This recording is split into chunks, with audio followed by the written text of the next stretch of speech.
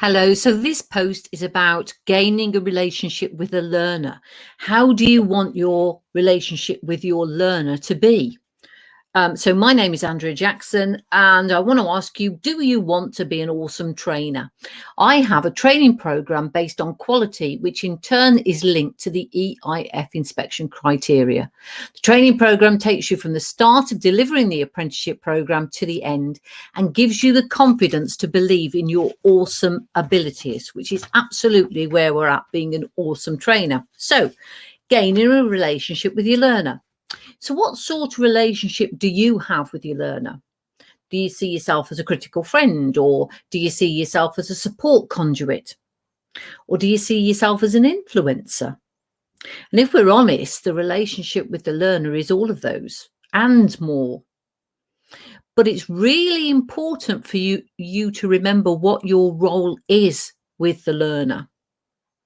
So if the learner is having issues that you're not qualified to deal with, then you need to be the signpost, not the counsellor, unless obviously you've got qualifications in counselling, and in which case you do need to go to a line manager. But if your learner is having issues that are affecting the apprenticeship progression, then you need again to be the driver to ensure that the learner is back on track as soon as possible. And by being the driver, it doesn't mean to be the doer.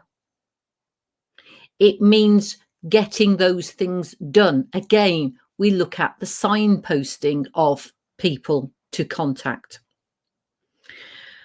Your role is to ensure that your learner has a really fantastic, challenging experience, that the learner has grown in skills, knowledge and competence, and is now able to meet any career goals. It's your responsibility to ensure this is happening, but it is not your responsibility to do the work. It is not your responsibility to get involved in personal issues.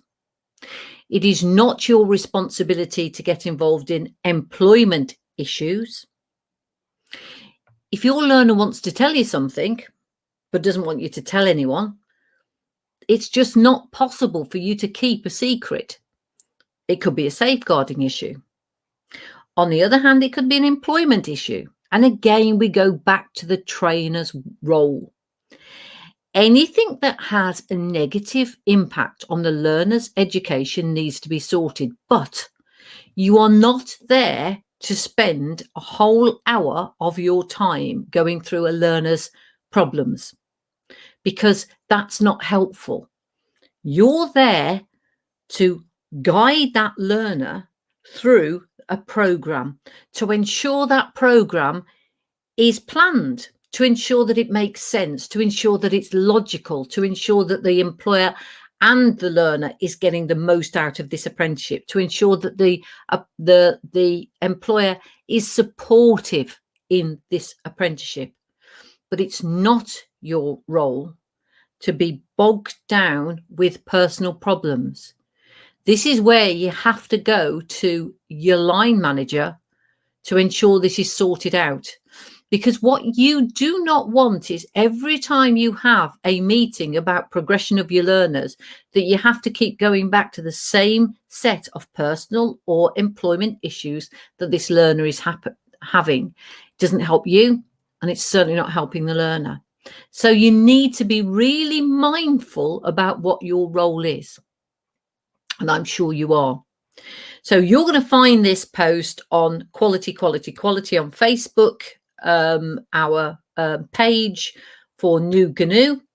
Like it, that would be absolutely excellent. If you feel, and also comment on the post. I absolutely love a comment. If you feel that this post would be helpful for another colleague of yours, please send it on. Please visit our website. We've got the ticker tape going across, because on the website you'll see all of our past posts and all of our past blogs, and you'll find those on the news section, and I think the who we are section on the website. have a look, because it'd be really fabulous for me to get some feedback from you.